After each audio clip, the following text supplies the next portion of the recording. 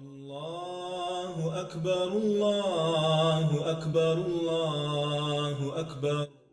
سب سے اہم بات یہ کہ نبی صلی اللہ علیہ وسلم کے طریقے پر قربانی ہونی چاہیے۔ نبی صلی اللہ علیہ وسلم نے عید الاضحیٰ کی نماز کے بعد خطبہ دیتے ہوئے فرمایا کہ جس شخص نے ہماری نماز کی سی نماز پڑھی، یعنی جیسے ہم نے پڑھی ایسی ہی نماز پڑھی اور ہماری قربانی کی طرح قربانی کی، اس کی قربانی صحیح ہوئی۔ آپ نے فرمایا اور جس نے نماز سے پہلے قربانی کی تو وہ نماز سے پہلے ہے، یعنی صرف گوشت کے لیے ہے اور اس کی قربانی نہیں ہوگی۔ دوسری چیز یہ کہ خود اپنے ہاتھوں سے ذبح کرنا، یعنی اس کام میں ذاتی دلچسپی لینا ضروری ہے۔ نبی صلی اللہ علیہ وسلم سینگ والے 2 چتکبرے مینڈھوں کی قربانی کیا کرتے تھے۔ چتکبرے کا مطلب یہ کہ 2 رنگوں کے، اور آپ صلی اللہ علیہ وسلم اپنا پاؤں ان کی گردنوں کے اوپر رکھتے تھے، یعنی پاؤں کے ساتھ سہارا دیتے تھے، یہ نہیں کہ گردن پہ پاؤں رکھ کے چڑھ جاتے تھے، اور انہیں اپنے ہاتھ سے ذبح کرتے تھے، یعنی خود ذبح کیا کرتے تھے۔ لیکن اس کا یہ مطلب نہیں کہ انسان کسی دوسرے سے مدد نہیں لے سکتا۔ ذبح کرتے وقت دوسروں سے مدد بھی لی جا سکتی ہے، خصوصاً اگر گائے کی قربانی ہو تو۔ پھر اسی طرح بیوی کا قربانی کرنے میں شوہر کی مدد کرنا، یعنی بعض اوقات انسان باہر والوں کی مدد لیتا ہے، قصائی وغیرہ کی، اور بعض اوقات گھر کے لوگ ہی مل جل کر کام کر لیتے ہیں۔ اور ان سارے کاموں کے کرنے میں آپ کے دل میں خیال کیا ہونا چاہیے کہ سنت ابراہیمی کو زندہ کر رہے ہیں۔ وہ اللہ کے دوست تھے، ان کے طریقے کو فالو کرتے ہوئے شاید اللہ سبحانہ وتعالیٰ ہم سے بھی محبت کرے، یعنی اللہ کی محبت میں یہ کام کرنا ہے، ٹھیک ہے۔ اور پھر اپنی بیٹیوں کو بھی شریک کرنا۔ ابو موسیٰ اشعری رضی اللہ عنہ نے اپنی بیٹیوں سے کہا کہ اپنی قربانی وہ اپنے ہاتھ سے ہی ذبح کریں، اپنا کام خود کریں۔ اس سے 2 باتیں پتہ چلتی ہیں، ایک تو یہ کہ بیٹیوں کی قربانی الگ تھی، انہوں نے اپنی بھی کی، اور دوسرے یہ ہے کہ انہوں نے اپنے ہاتھ سے کی۔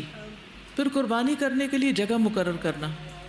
عبداللہ ابن عمر رضی اللہ عنہ قربانی کرنے کی جگہ قربانی کرتے تھے۔ پھر عیدگاہ میں قربانی کرنا۔ نافع کہتے ہیں کہ عبداللہ بن عمر نے بتایا کہ رسول اللہ صلی اللہ علیہ وسلم عیدگاہ میں قربانی کیا کرتے تھے، یعنی جہاں نماز پڑھتے تھے وہیں کھلے میدان میں قربانیاں کی جاتی تھی۔ پھر چھری کی دھار کو تیز کرنا لازم ہے، کیونکہ اس سے ذبیحہ کے لیے آسانی ہوتی ہے۔ اگر کوئی ذبح کرنے والا کسی ایسی چیز سے ذبح کر رہا ہے جس سے جانور کو بہت تکلیف ہو رہی ہے تو ذبح کرنے والا گناہ گار ہوگا۔ اسی طرح جانور کے سامنے چھری نہیں تیز کرنی چاہیے۔ اسی طرح ایک جانور کے سامنے دوسرا جانور ذبح نہیں کرنا چاہیے۔ ذبح کرتے ہوئے رحم کرنا چاہیے اور پیار سے کرنا چاہیے۔ دوسرا یہ کہ طریقہ پہلے سے ہی آنا چاہیے، طریقہ سیکھا ہوا ہونا چاہیے۔ پھر اسی طرح ذبح کرتے ہوئے جانور کے چاروں پاؤں آزاد رکھے جائیں، رسی نہ بندھی ہو۔ کیونکہ جب جان نکل رہی ہوگی تو وہ تڑپے گا، ہاتھ پاؤں مارے گا، اور اگر ہاتھ پاؤں بندھے ہوئے ہو تو اس کے لیے آرام کی بات نہیں ہے۔ یعنی شروع میں لٹاتے وقت اگر آپ صحیح طریقے سے لٹائیں گے تو آپ دیکھیں گے کہ انشاءاللہ آپ کو ضرورت نہیں پیش آئے گی کہ آپ ان کے پاؤں پکڑیں، لیکن اگر کسی وجہ سے پکڑے بھی ہیں تو جو ہی چھری پھر جائے تو پاؤں چھوڑ دیں۔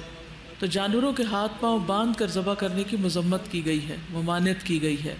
پھر اسی طرح بسم اللہ اللہ اکبر پڑھ کر تکبیر کہہ کے ذبح کرنا چاہیے۔ 2 بڑی شرائط ہیں ذبح کی، ایک خون بہانا اور دوسرا بسم اللہ پڑھنا، تو وہ جانور حلال ہے، یعنی اس کی رگیں وہاں سے کاٹی جائیں جس سے اس کا خون باہر نکل آئے، کیونکہ اگر خون اندر ہی رہ جائے گا تو وہ نقصان دہ ہو جائے گا۔ اسی لیے رگوں کو کاٹنا لازمی ہے جس سے خون بہے۔ یعنی 4 چیزیں کٹیں گی، کھانے کی نالی، سانس کی نالی اور 2 رگیں، کیونکہ اس سے جانور بالکل پاکیزہ ہو جاتا ہے، صاف ستھرا ہو جاتا ہے، سب خون باہر آ جاتا ہے۔ پھر اونٹ کو بٹھا کے نہر نہ کیا جائے، اونٹ کو کھڑا کر کے نہر کیا جائے، یعنی ذبح کیا جائے، کیونکہ نبی صلی اللہ علیہ وسلم کا طریقہ یہی تھا۔ اللہ اکبر لا الہ